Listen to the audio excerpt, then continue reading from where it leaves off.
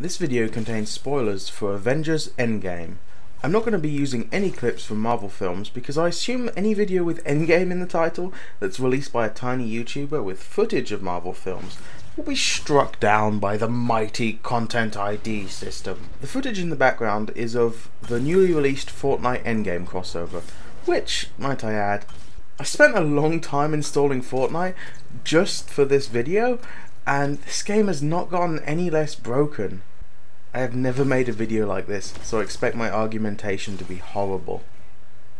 As a final warning, I'm going to say mean things about the MCU. Don't let that ruin it for you. This is all my opinion. I love the Marvel Cinematic Universe, my favourite film being the first, Iron Man. And after Infinity War, my hype for Endgame went through the roof. But I knew they couldn't deliver on the promise. I was 99% sure the film wouldn't be as good as expected. Boy, was I wrong.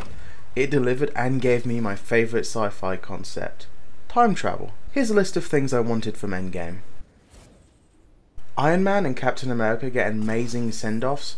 Hawkeye and Black Widow get nice arcs, even though I don't really think they should have killed her, because she's 10 times a better character than Danvers. I was really disappointed in Infinity War that Bruce Banner basically said, "I have problems," without actually doing anything to fix them, and then in Endgame they're just fixed. Like what happened? How did you become Dr. Hulk? He's cool and all, but he feels unearned. Overall though, this desire was certainly fulfilled.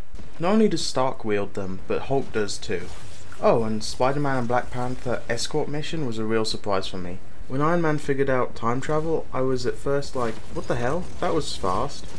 But they explained that it's a navigator and it's passable. I would have liked to see him enter the quantum realm at least once though. Big Belly Thor was one of the highlights of the film for me. It was hilarious at every moment. He has a really good send-off with his mother, but this does come at a cost. He doesn't speak with Jane at all. They could have at least got him to say sorry or something to kind of patch how he abruptly broke up with her in Ragnarok. Actually, it might have catapulted Ragnarok into position 3 for me if they had done that. Getting Mjolnir was cool, and it really made me laugh that Thor from the Dark World losing his hammer to a future Thor. Scott does get a scene with his daughter, but they really don't talk too much.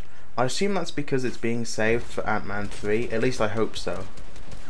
The Quantum Realm isn't used like it had been set up in Ant-Man and the Wasp. All they needed to do was have a scene where a character goes in there and learn how to time travel, and that shit would have been patched just like that. They even have Hawkeye go in there as a test, but that's after Stark has already solved the problem. All they needed was one scene to fix Ant-Man 2. Captain Marvel isn't developed at all in this film, other than a "Hello, Spider-Man." Her solo outing also could have been fixed in this, but I guess we'll have to wait for another writer to give her some sort of personality. Her power level is well over 9,000 and she's OP as fuck. She takes out the Sanctuary 2 ship like it's nothing. She is the ex machina of this film, and overall, in my opinion, the worst element of the whole thing. It really pissed me off that she's alive when Romanoff is dead. Granted, nerfing her would have been harder than just adding one scene, but I was really hoping this would happen because I have no idea how they're going to be able to use her in a good way in the future. Carol Danvers is the worst part of this film, hands down, and Gamora is a close second. All the arcs that she had been through were just removed.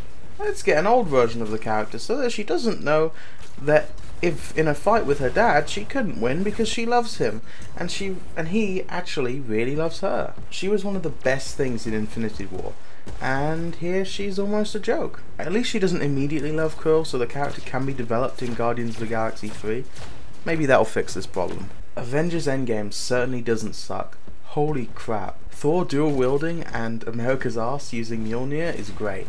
They managed to use the worst part of Infinity War for me, being the mutant space dogs, and they don't suck. Hawkeye fleeing them was an awesome horror moment. I usually hate big CGI army battles in films, but holy shit, this one worked really well, and I was not expecting it at all. I've heard a lot of toxic people say the woman moment was bad, but it felt fine in this film, which is weird to me because it felt forced in Infinity War, but here it actually works well and highlights how many characters deserved their own film before Captain Marvel.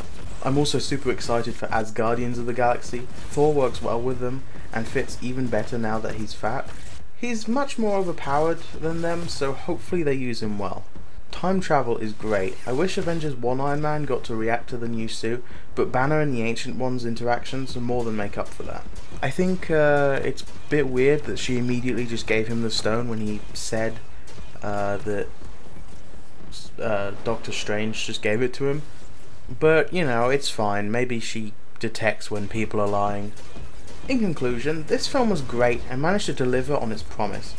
I most likely won't be making another video like this. I generally stick to games, but if you do want more film stuff, do tell me.